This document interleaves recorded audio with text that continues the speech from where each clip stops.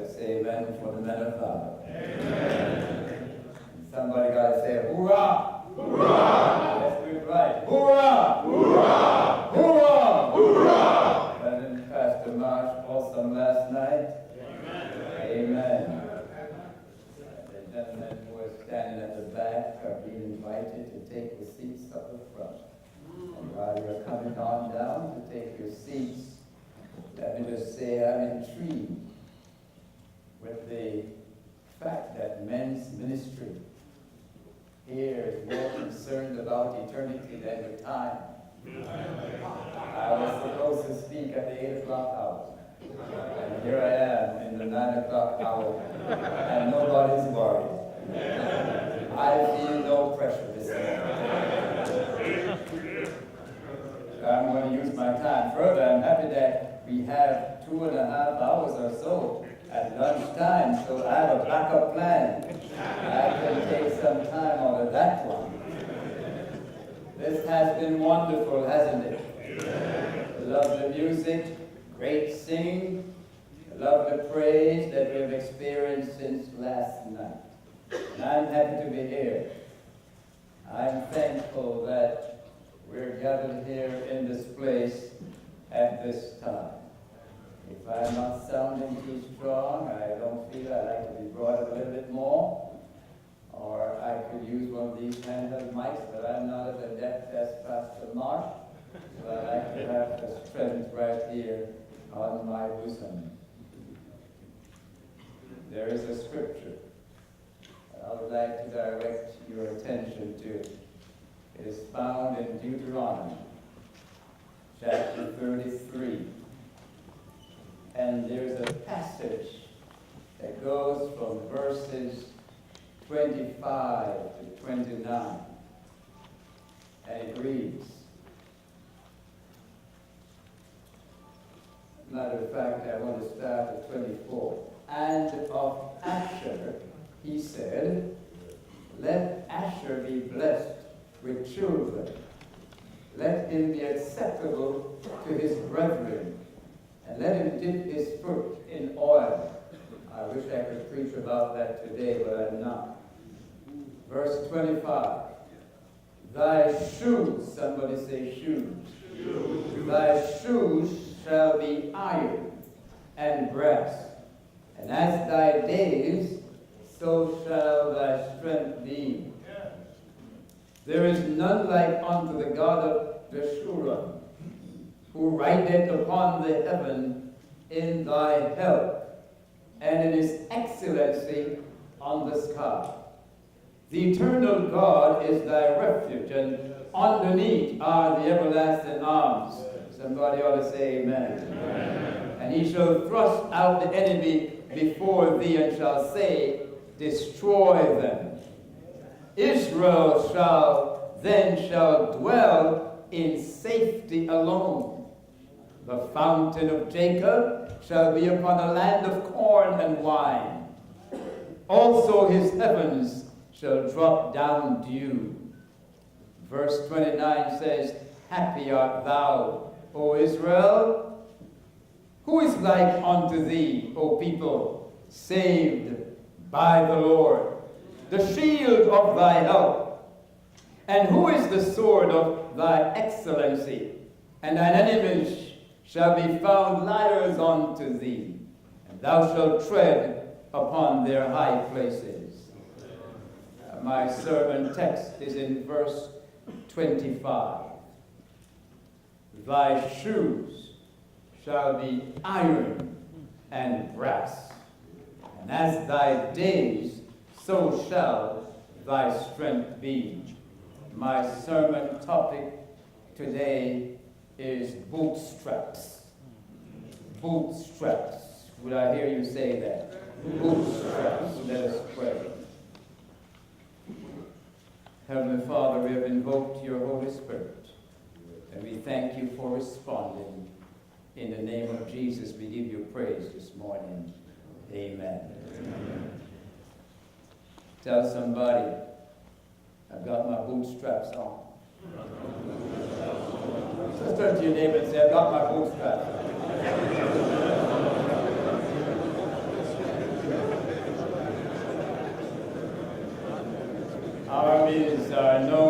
fight war on different fronts, depending upon the conditions they encounter. Oftentimes, airstrikes are the first order of business. However, there are times in warfare when the army requires boots on the ground, as you well know.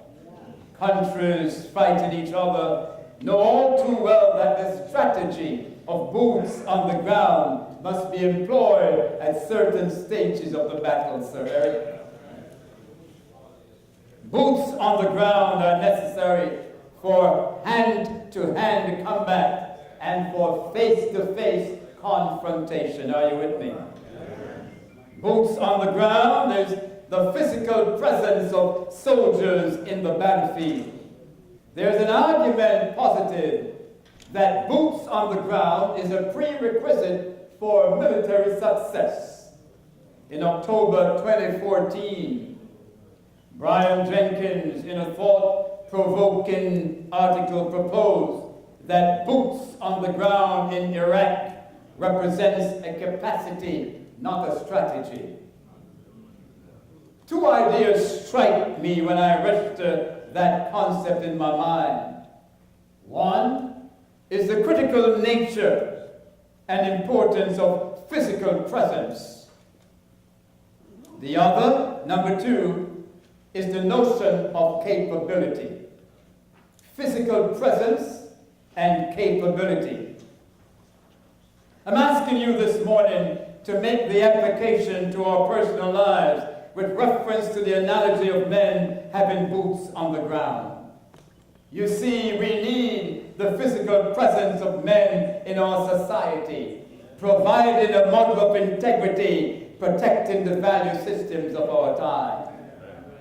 The physical presence of men in the home, providing the sturdy consistency of loving, supportive presence for his wife and children, solidifying trust for the present and trusteeship for the future. Are you listening to me this morning? The physical presence of men in the church, modeling faith and practicing the strengthening of the body of Jesus Christ.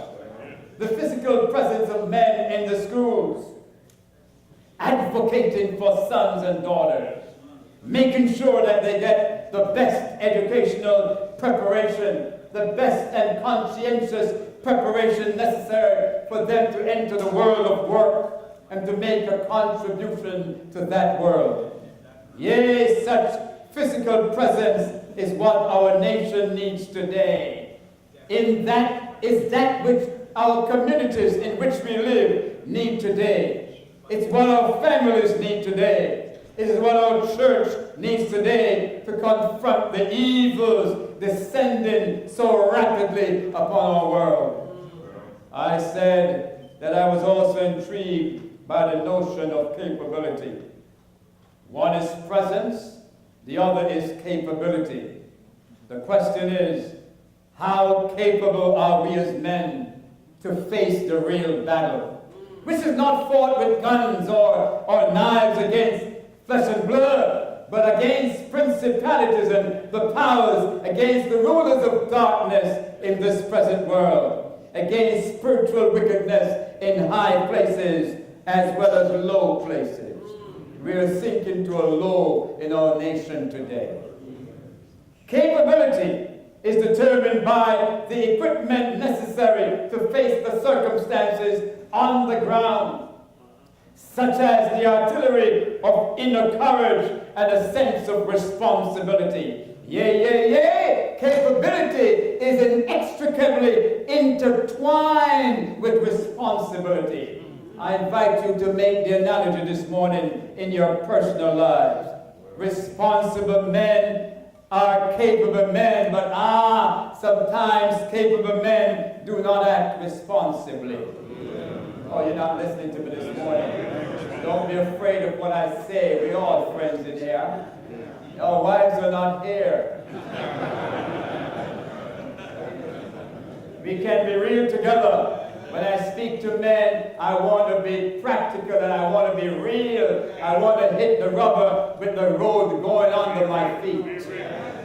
So I'm saying to you that responsible men are capable men, but sometimes capable men do not act responsibly.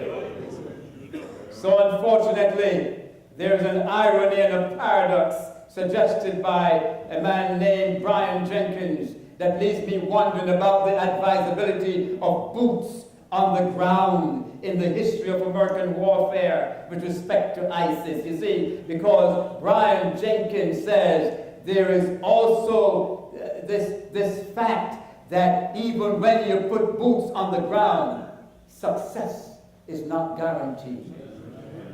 How could that be?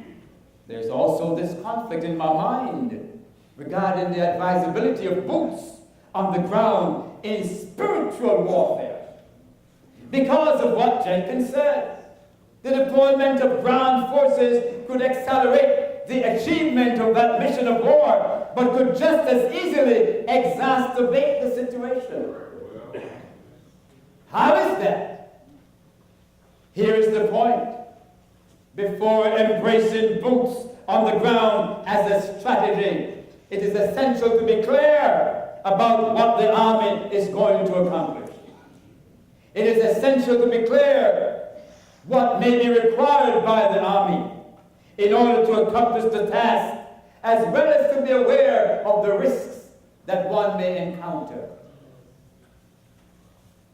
Yes, airstrikes have their place. Airstrikes are able to assist in the destabilizing of the enemy.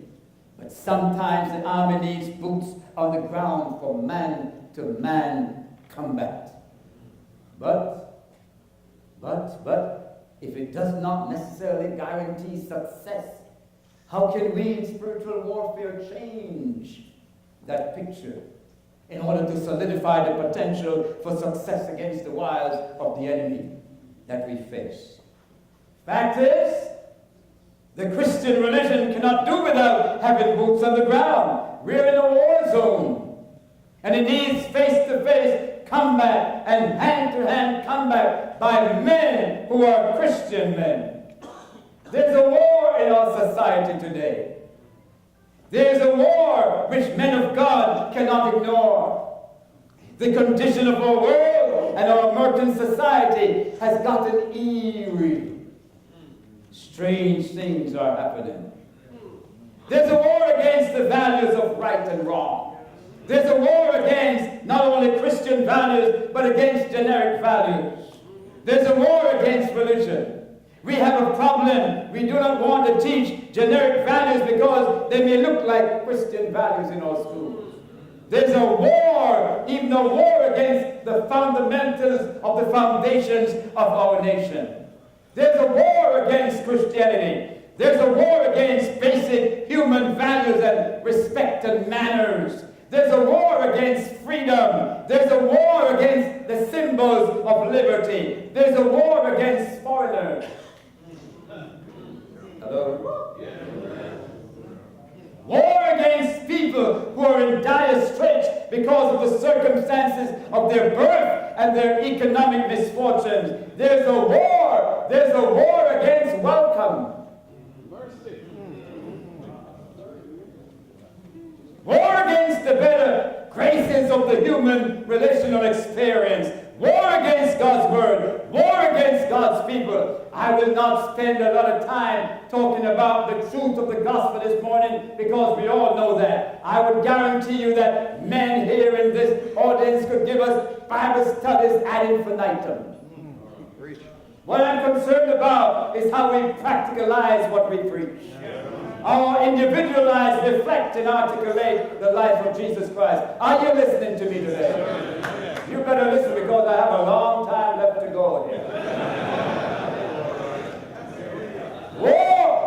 War against basic human rights. War against manners. War against respect. War against Christianity. War against God's word. War against God's people.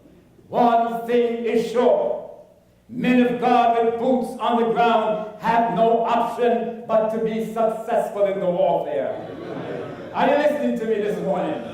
God is our general. And he assures us of victory. And nobody can take that away from us. Somebody got to say amen. Somebody has to shout hallelujah this morning. You got to be happy in the fact that God is our general. Now, we have the boots to do the job. But do we have the straps to make our boots sturdy on the ground? Boot straps. Straps are necessary for strengthening. Straps have a way of holding things together. Straps are used for holding babies and young children in their car seats for safety. Straps have a way of keeping us under control. Are you listening to me? I'm talking about straps this morning. Straps are meant to keep one sturdy. Straps, boot straps, enhance presence. Boot straps enhance capability. Bootstraps serve to tighten and strengthen our resolve on the ground war, because face-to-face combat and hand-to-hand battle requires sturdy footing. Are your feet sturdy? You got your boots on? How about your straps?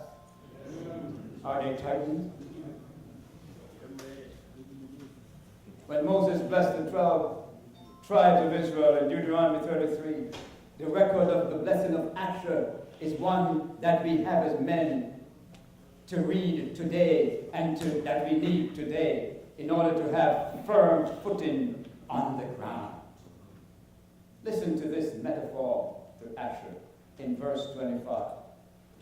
Moses said, these shoes shall be iron and brass. Iron and brass. Well, those types of shoes seem like a pretty sturdy pair of boots to me. What I'm saying to you is this, that men need sturdy boots with sturdy boot straps. And I have some boot straps to suggest to you this morning. Iron and a brass. Your boots need some good straps. Strap number 1. Faith.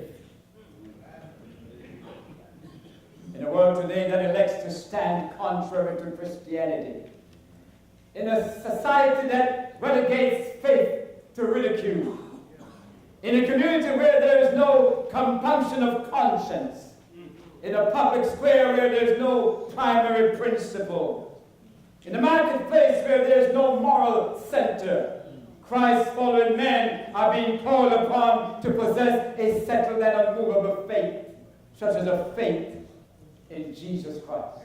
Amen. That faith is paramount. Such faith is indispensable to the religious Christian character and the development of our children.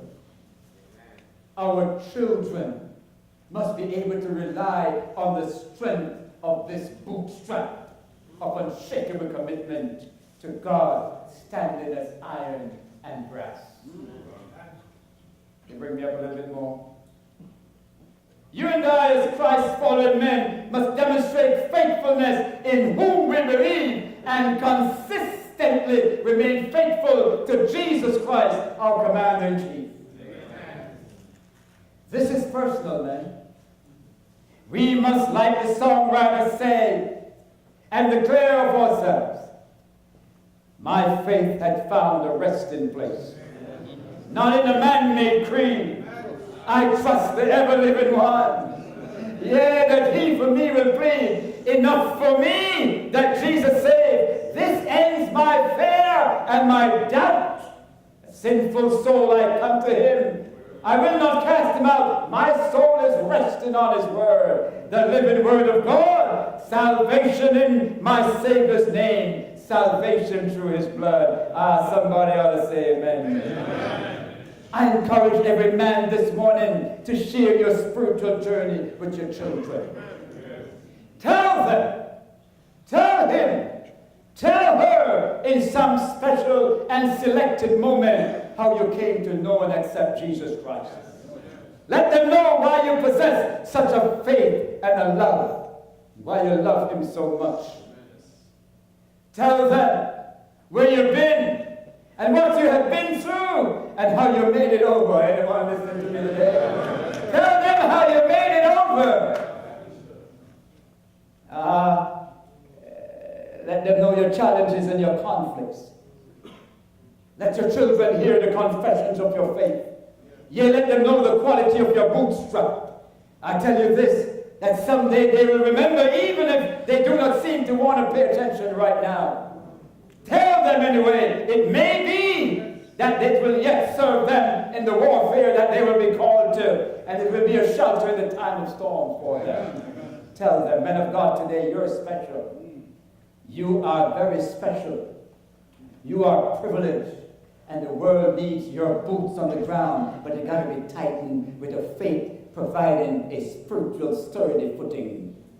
Tell somebody I got my bootstraps on. Strap number 2, family commitment. I'm talking about spousal commitment. My emphasis here, and I have a passion for this. My emphasis here, by distinction, is that all men make their wives the primary focus of their love. I'm beginning to wonder about it. I'm going to say it one more time. I am urging that every man here makes his spouse the object of his primary love.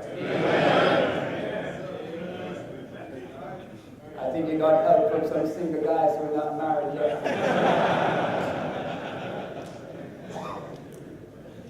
Your attention must not be selective or skimpily sought after. She must be your soulmate in the bunker and in the trenches of the battle. She must be your subject of comfort in difficult times. You must be her protector from the bullets of the enemy. Are you listening?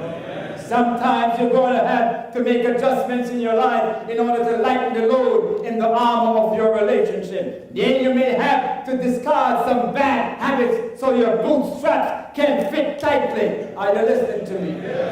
Sometimes things get in the way of the bootstrap. Doesn't fit right, doesn't feel tight. It's because there's some bad habits that are getting into the strapway. I'm appealing to husbands today who have a disposition to be abusive to their wives, whether that be emotional or physical abuse, to leave that disposition at the altar of sacrifice in convention today. Do not embarrass and denigrate and belittle your wife in private or in public. Build her up, buoy her up, big her up.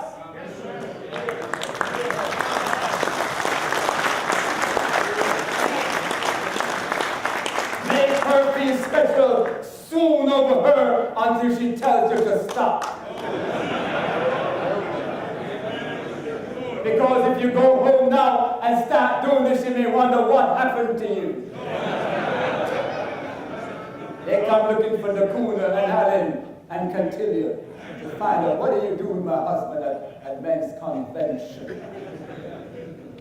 I'm appealing to you to place priority on your wives and your relationship. If you need personal counseling, psychological care, or marriage therapy, I urge you to take off your clothing of pride, and put on this bootstrap of commitment to your family. Bind into your heart your wonderful wife. Lay yourself open on the battlefield of reality and turn your face as a flint to the Son of Righteousness, who is your leader. Believe me today, no harm will come to you. So quit ye yourselves like men. Yeah, you may have to cry a little. You may have to hurt a little. You may have to open up a little. But remember, you did say for better or for worse, till death do us part. So I plead you, gentlemen, do not run away from the battle. Do not run away from your children. Do not run away from your wife. This is not the pathway of victory in a war, because you cannot run away from yourself. Some men think that if they leave town, things will get better for them. What you did was to take the problem with you. You're not hearing me this morning. You're not run away from yourself. Sometimes you believe it's her that's the problem. Somebody else is the problem. Just take a little while to stop and look in the mirror. Don't pass it by too fast.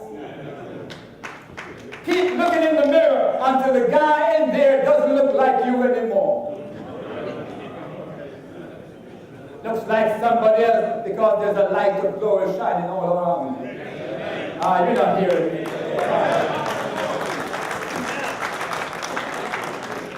Your wife needs your presence and your capability. Your wife needs your unending devotion. Your wife deserves your undying love. Your wife wants your constant caring. If she didn't, she wouldn't have married you in the first place. And there was some other guy waiting to marry her anyway. You just got lucky. I know you don't want to hear this morning, but I'm talking to you. I'm talking to you. I'm coming at you this morning because I want us to be real in Jesus. Amen, church. You and I will be better off for it. Bootstrapped, committed Christ followers, committed soldiers, committed husbands help solidify the marriage institution as a bedrock of society. Tell somebody, I've got my bootstraps on. Bootstrap number 3, fatherliness. I love being a good husband and I love being a good father. Gentlemen, you must be the best father you could possibly be. Tighten your bootstraps on fatherhood. A few years ago, David Blankenhorn declared that the most harmful demographic in the United States was fatherlessness. So many American children are living involuntarily without a father in the home. 20.6 million. That represents 28% of all children a few years ago. I have more stats, I'm going to skip them. But there are numerous kids growing up without the knowledge of fatherhood. Approximately 28 million. This reality needs the response of boots on the ground, but with sturdy bootstraps. Tighten the bootstrap of fatherlessness. The fact is that the reality of fatherlessness drives our most urgent social problems. Crime, adolescent pregnancy, child sexual abuse, domestic violence against women, teenage suicide. 1 out of 9 adolescents find themselves in the judicial system. I see this firsthand in court. Volunteer for the court system as a panel member, and when we come together, we serve as magistrates for the judge. But foster care children in Collier County. When we go there, we see kids from 2 months old to 17 years old. The whole spectrum, the whole gamut.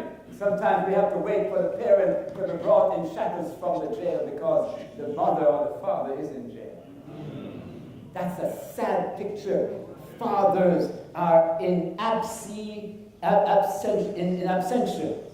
75% of high school dropouts. 85% of all youth in prison. All of these come from fatherless homes. Only men of God can stop that trend.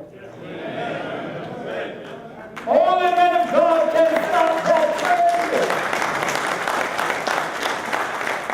We need boots on the ground. Absenteeism is the cause of this reality.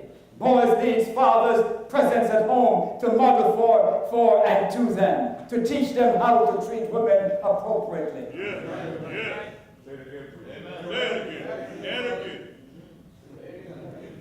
Only fathers who treat their wives appropriately can teach their sons how to teach women.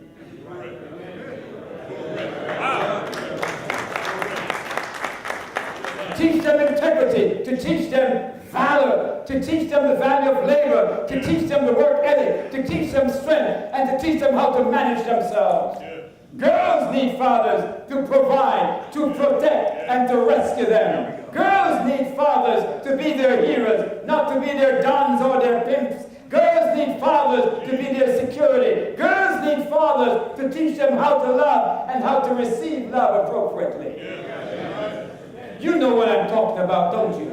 Girls need fathers to model for them the kind of man you would want them to marry. Do you want your daughter to marry somebody like you? I just lost half of my congregation.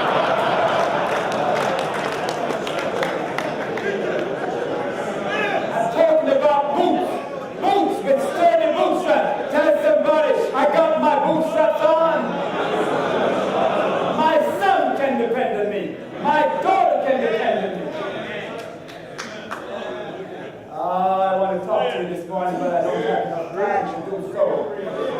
Both our young men and young women need fathers around who will represent God to them as men of God. Because when we put boots on the ground, it must make a difference in the war. We ought to present ourselves in a way that we are present and that we are capable.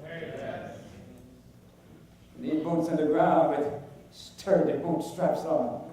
The father's footing must be in the home. Are you listening to me today? Well, tell somebody, I got my bootstraps on. Bootstrap number 4. Friendship. Listen to me carefully with this one. Friendship. Men ought to develop good friendships. In order to do this, you must also know how to be a good friend. This bootstrap is a precious gift which can enable a man of God to rise to formidable heights of respectability. Good friendship is a kernel of character. One of the things that I enjoy about my daughter is that she has chosen good friends all her life, from college days. The Bible spoke often of friends. Abraham was a friend of God, and Jesus was a friend of Lazarus. It is a good social, spiritual grace to be called a good friend. A good friend is a true friend, is a dependable friend, is an honest friend, is a constant friend, one that will show up for you when the heat of the battle of life is bearing down upon your soul. I'm not talking about a fair weather friend. I'm talking about that one that will sit with you, will listen with you, will listen to you, will be silent with you, will be helping you bear the weight of your armor through the battle. A good friend will confront you, yet accept you as you are, with your faults and with your failures. And you ought to be a friend like that to somebody too. Men need to have a very good friend in their inner circle, with whom you can talk, with whom you can be vulnerable, with whom you can be transparent. A confidential friend, not a confused friend. Someone you can't deceive. Are you listening to me? You can't pull the wool over your friend's eye. This type of friend. I'm talking about a friend who will call you out when he or she sees you going off course. A friend to whom you will respond when he calls you out with respect. A friend who will heal your brokenness. And you must be a friend like that as well. A friend to build you up, not to enable you in your misbehaving tendencies. A friend with the credentials of a Christ follower, not a Christian.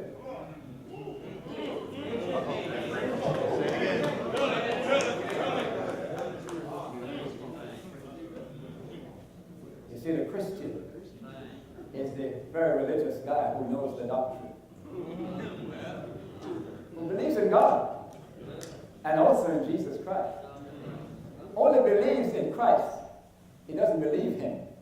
The Christ follower, on the other hand, believes Jesus Christ. And because he believes Jesus Christ, he does what Jesus Christ says. And he does what Jesus Christ does. And he lives the life of Jesus Christ. He doesn't just talk about Jesus, he lives Jesus. He doesn't just preach about Jesus, he lives Jesus. That's the Christ follower. That's different from being a Christian. When you're a Christian, you're just on the way to being a Christ follower. Don't give up pressing on. Maybe one day it will hit you in the face that you need to live more like him. I did not expect me to get off in any theological confusion just now, but I hope you understand what I'm saying, because that's important. With boots on the ground, you need to be real. We need boots like these, a friend whose bootstraps are sturdy, a wholesome friend. We need this type of boots on the ground. Tell somebody, I've got my bootstraps on. Number 5. Sometimes the church doesn't like this. But I'm telling you that as men, you got to be fun-loving. You hearing me today? You got to be fun-loving. Fun-loving. This bootstrap is essential for the battle, because the burdens of the battle will wear you down. The burdens of the battle will very often cause you more moments of grief, but this bootstrap will give you relief. For many years, the army troops of the U.S. have been consistently entertained by national TV comedians while out at their post of duty. Dean Martin, Johnny Carson, Bob Hope, Jay Leno have served to give men a moment of respite on the battlefield. You can't be fighting a war in our current society and not take time to laugh with Stephen Colbert, Jimmy Kimmel, and others. You will get faint and weary. No man must take himself so seriously that he can't laugh at himself. Laugh at himself and laugh with his wife. And when his wife is laughing at him, join her in laughing at you too. You've got to be fun-loving. Enjoy fun-loving downtime with your children on a regular basis. You men must have an outlet for clean fun. Your wife and children must know you to be a wholesome, fun-loving, and even a funny person at times. My daughter tells me often, up until Friday, Dad, you're so funny. I have adopted children who tell me, you're funny. We must generate fun amongst our children. Men must engage laughter with their family. You see, children need to observe fathers having fun with their mother. In the kitchen, around the dining table, the family room, at church picnics, at parks, on family trips, engaging in play and activities together. They only don't need to see you having fun in the bedroom. Leave that aside. Wise men will choose activities to enjoy, which are their children's wholesome choices. Go to their games, run with them. Don't keep promising. Change your schedule and show up. Be their number one cheerleader. Am I hearing you today?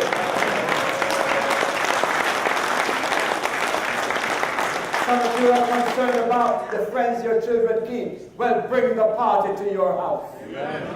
Let your children's friend know that their house is the fun house. Their house is the safe house. Their house is a house where they can have a wonderful time together. I'm trying to say to you, brothers and sisters, let your other kids feel and know that your child's house is the best home to come to. Be there when they come.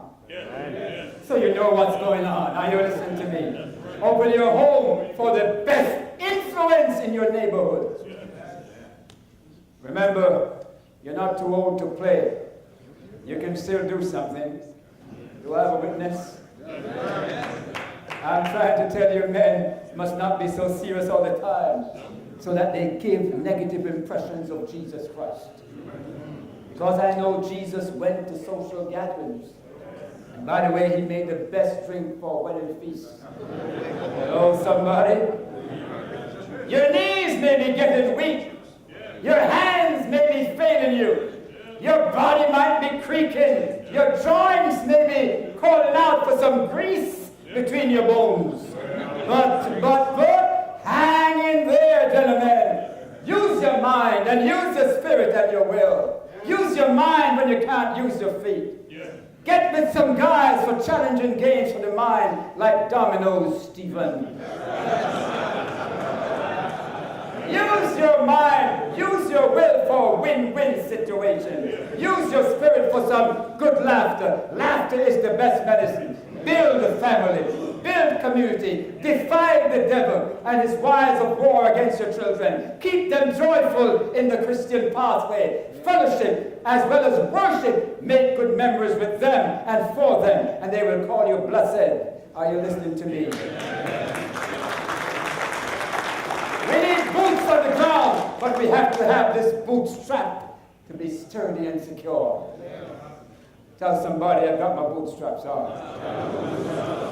Number 6, men must be forward thinking. Forward thinking. You need this bootstrap to keep your head in the battle. When you're in warfare, nothing must surprise you. Get your mind with me right now. When you're in the warfare, nothing must surprise you. You ought to be ready for any eventuality. We need forward-thinking men in battle. You and I must always be thinking and looking ahead. Are you listening to me? We cannot wait for landmines to strike us unwittingly. Rather, we must be figuring out and mapping out the landscape, getting ahead in the mind of the enemy in order to steal a march on him, rather for him to trip us up. So we need to have forward-thinking men. This bootstrap needs to be sturdy. No temptation must catch us unawares. If you see the woman coming, you know what's coming.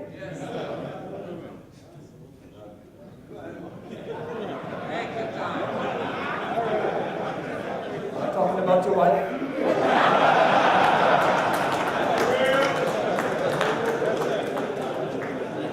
No duty must come before us for which we are unprepared. No assignment must be placed on our plate for which we are unequipped. No weapon formed against us must prosper.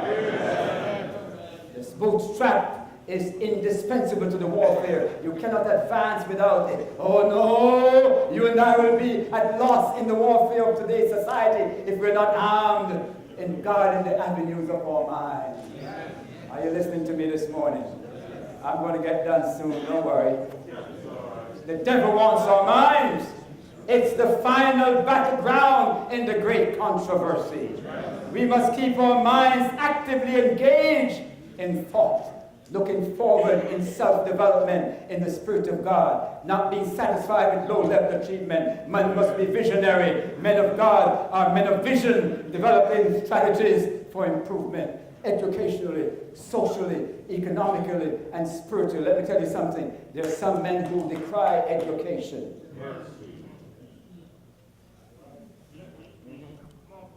If you haven't been to school, go to school now. It's never too late. When I was in college, back in 1964, 65, those years, I saw a lady graduating with her bachelor's degree at 70 years old.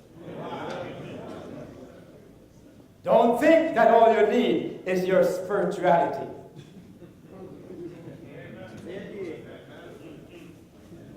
You need that, but you need some bootstraps onto it. You must be wise when people come to you and ask for you an answer. It's not just the ordinary man on the street these days. It's going to be the people who are delving in the religions of the world. So you must know about them so you can answer him. And let him know that Christianity is the best thing out. Christ, follow it.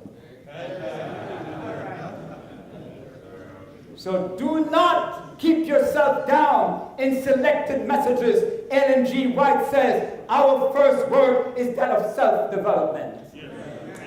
This demands forward thinking, being the best that we can be. You press your thoughts into the future. You see possibilities where others see only problems and obstacles. You see potentials where others only see potholes, because you know that God sees you not as who you are, but as who you're capable of becoming.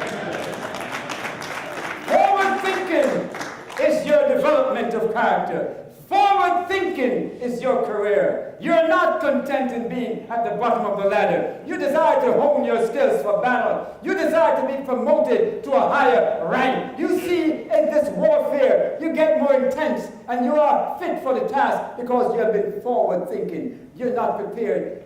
You are prepared for the moment of greater responsibility. You know, when God wants a man to do his bidding, you are ready because you know how to push horizons. Are you hearing what I'm trying to tell you this morning? Yes.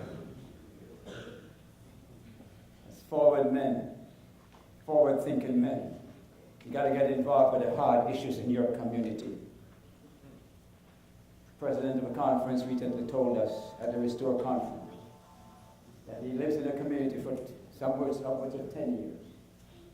Wife told him one day that somebody next door, I guess, was sick or lost her husband and wanted to know if the pastor could come because she heard he was a pastor. Come and speak. And the pastor, the president, in giving us the message that morning, said, you must not be a secret weapon in your community. People must know who you are and what you do, so they can call upon you at any time. Tell somebody, I've got my bootstraps on. Finally, number 7, fortitude. Fortitude. We need this bootstrap of fortitude. Fortitude, Brother Continue, is strength of mind, which enables you and me to confront a danger, to bear pain in adversity with courage. The operative word is courage. If you're going to put men with boots on the ground, you've got to have courage. What did they come? Weak people don't go to war. Did you hear what I just said? Weak people don't go to war. They have to test you. They have to give you some medicals, right? Because weak people can't fight. The army is not a collection of weaklings. Those who are riddled with fear and overcome with doubt in the spiritual warfare are not ready for prime time. There's no place for you in the battle. Fortitude is courage, backbone. It is pluck. It is guts. Men of extraordinary courage are needed for these times. We currently live in a troubled society, and when the troubles of this world in no small way enshroud us, you and I, when they bear down upon our lives, breaking it apart, and when all the demons of earth and hell press upon our every nerve, you and I, our natural resolve is stressed to the limit. You and I, at a point like that, will need fortitude. Tell somebody, give me fortitude. You will need fortitude when the battle lines are drawn and you seem to be on the verge of losing. Loss of economic ability, loss of your home, loss of your job, loss of your security, loss of your stability, loss of your position, loss of your potential and your predisposition to praying. There's sometimes men get to the place where they don't even want to pray anymore. You're on the verge of losing. At a point like that, you will need bootstrap number 7, fortitude to strap your boots down to the ground. Amidst the battles raging around you and me of the dilution of principles and the dissolution of standards, you and I need fortitude in the face of mounting pressure from the bed of immorality as you struggle with pornography.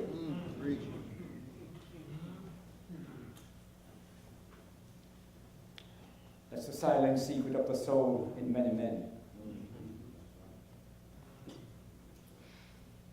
Just take it to Jesus. And be willing to have him take care of you. You will need fortitude amidst the moral and ethical dilemmas of your time of life and your place of work. You will need fortitude to face the challenges of training your children. All of this that they should go and receive amidst the proliferation of social media and the smorgasbord of uncensored, ill-advised information and trending hashtags. Further, there emerges a lack of ease in the ability to stave off potential distractions and distortions of our youthful mind because of the preponderance of adult illiteracy with respect to technology. We need boots on the ground with a strap of fortitude. You and I will need to navigate our child's life in every way. Probably the most daring attribute of fortitude is the fortitude to counteract one's own self. Fortitude for one's own selfish desires, selfish attitudes, and self-preservation instincts. When you stand at the front of a battle line, having to make an ethical, selfless choice for the good of your spouse, your family, your children, and your church, your community, your nation. What do you do when your life is on the line? What do you do when the battle is hot? What do you do when there is no one else left? What do you do when it's you and God alone? What do you do when you're faced with yourself?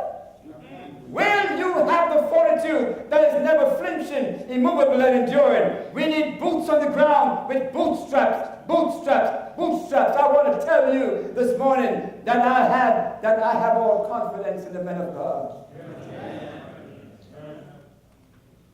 All confidence in you gathered here this morning. My God tells me that you shall be victorious in battle in the last days.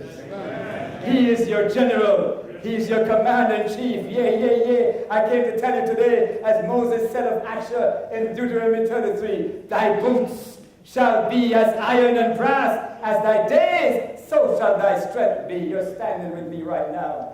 There is none like unto the God of Jehoshaphat.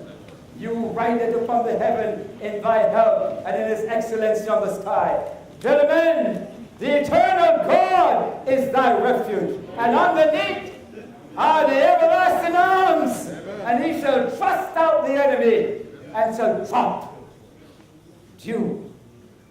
They shall say, destroy them. Israel then shall dwell in safety alone. That's you. That's me. The fountain of Jacob shall be upon the land of corn and wine. Happy art thou.